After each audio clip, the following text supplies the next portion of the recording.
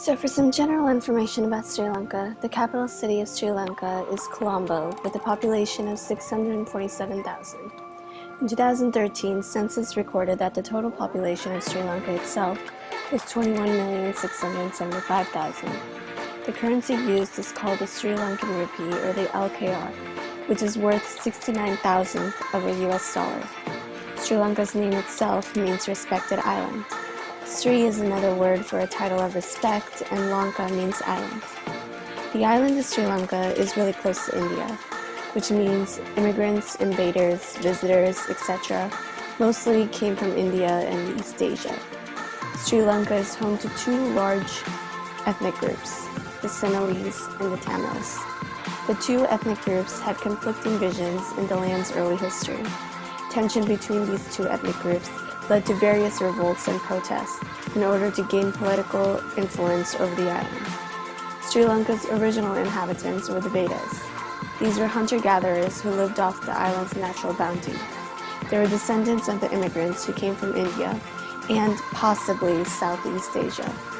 They may have existed as far back as 32,000 BC.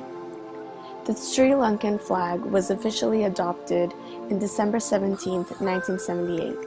On this modern version, the green represents the Muslims and the orange represents the Hindus.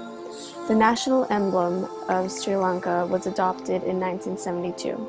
It features a golden lion in the center surrounded by petals of gold representing the blue lotus flower.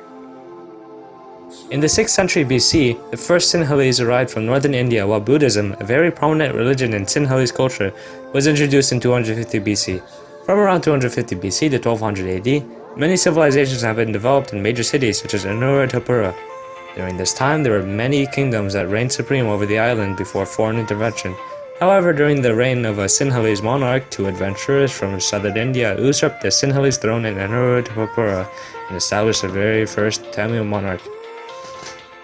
Centuries later, during the colonial period of Sri Lanka, European nations went into the island in order to establish total control. In 1505, the Portuguese arrived at the city of Colombo and established total control over maritime trade. Eventually, in 1658, the Dutch forced the Portuguese out and established their influence over the entire island. 1796 marked the beginning of Great Britain's imperial conquest over Sri Lanka, claiming their influence over the entire island. Years later, the British eventually established total control over the island in 1815. For the next 100 years, the island of Sri Lanka was at the mercy of the British Empire. It was not until 1948 when the island was granted their independence. In 1972, the island of Ceylon had its name changed to what is now known today as Sri Lanka, meaning Splendid Island. Tensions between the Sinhalese and Tamil still continued to grow, and as a result, the terrorist Tamil group known as the Liberation Tigers at Tamil Eelam was formed in 1975. Also known as the LTTE, they strived for Tamil rights and vowed to create a separate Tamil state known as Tamil Eelam. Peace between the Sinhalese government and the LTTE wouldn't last very long, and in 1983, the first Eelam War erupted in the city of Jaffna, where an attack by the LTTE killed a group of Sri Lankan soldiers. This attack from the LTTE enraged the public and started the Sri Lankan Civil War. Peace negotiations were attempted in 1985, but subsequently failed and the conflict continued.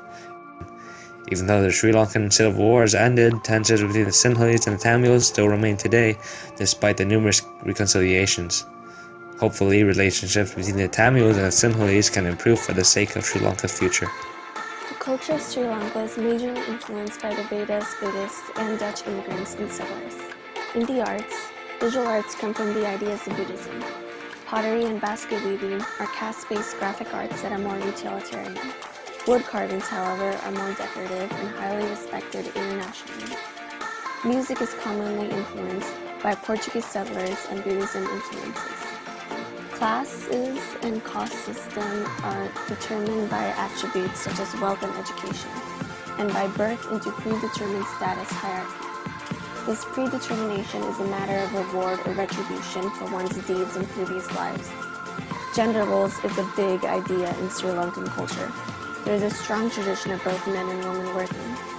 Women's participation in paid labor force is in professions such as nursing, teaching, and garment construction. Created using Powtoon.